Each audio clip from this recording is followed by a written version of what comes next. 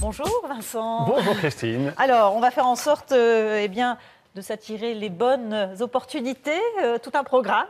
Les opportunités et les intuitions, les bonnes idées, les idées géniales.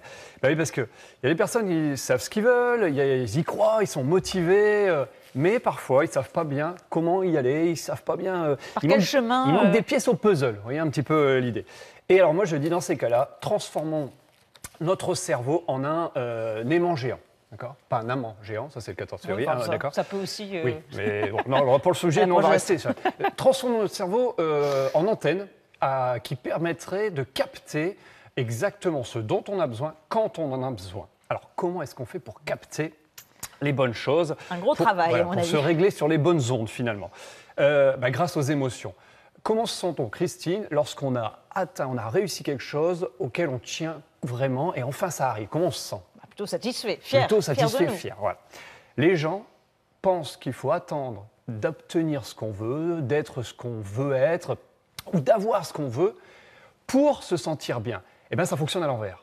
C'est parce que on retourne le truc à l'envers, c'est parce que je vais faire en sorte de me sentir dans une certaine énergie, un certain enthousiasme. Que les choses vont arriver. Que les choses vont arriver. Je mets mon cerveau à un moment donné en capacité de capter tout ça. On pourrait dire qu'il se ressemble, ça sent, hein, si on le tourne comme ça. Un exemple très concret.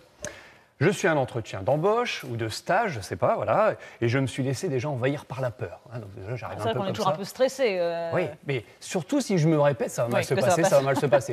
Ça arrive. Vaut mieux pas y aller du coup. J'arrive comme ça, puis je suis avachi dans mon siège, comme ça, vous imaginez Christine, je suis là. C'est sûr qu'on va peut-être pas forcément avoir envie de travailler avec vous. Et voilà, puis je dis, alors est-ce que Christine, puis je parle comme ça, vous avez envie de travailler avec moi, Christine? Ça vous donne tout de suite, pas envie? là, non, pas vraiment. Hein, on est d'accord. À l'inverse, je suis dans une soirée, voilà, je me balade. Je dis bonjour aux gens, je suis souriant, j'ai un certain enthousiasme, je parle de mes projets avec une énergie, j'écoute les autres. Qu'est-ce qui va se passer? Les gens vont avoir envie de passer plus de temps. On va attirer le monde. On va attirer un certain style de personne. C'est un bon conseil à l'approche de la Saint-Valentin. Ça peut servir, par exemple, aussi. Hein. Voilà, petit clin d'œil en passant. On n'a pas besoin d'aller voir, je dirais, les nuances de gré pour rencontrer quelqu'un. Ça peut se passer ailleurs. Hein, voilà, c'est ça que je voulais dire. Bon, ça peut aider aussi. Ça peut aider aussi, cela dit.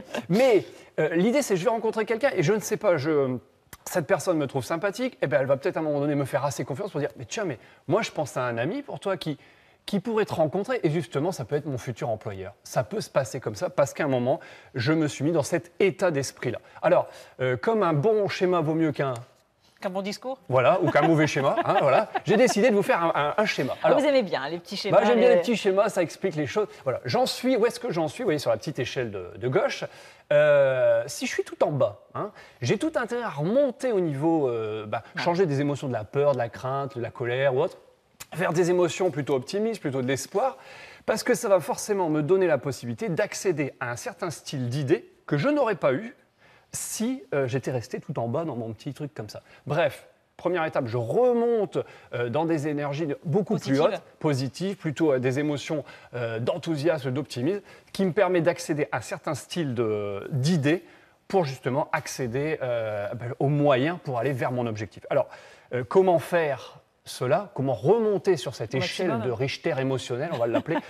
Mon temps est écoulé, ce sera pour la semaine prochaine, Christine. Je vais terminer avec une petite citation quand même. J'aime bien, vous respectez les temps, c'est bien. Ouais, je fais attention à respecter les temps. Hein, voilà.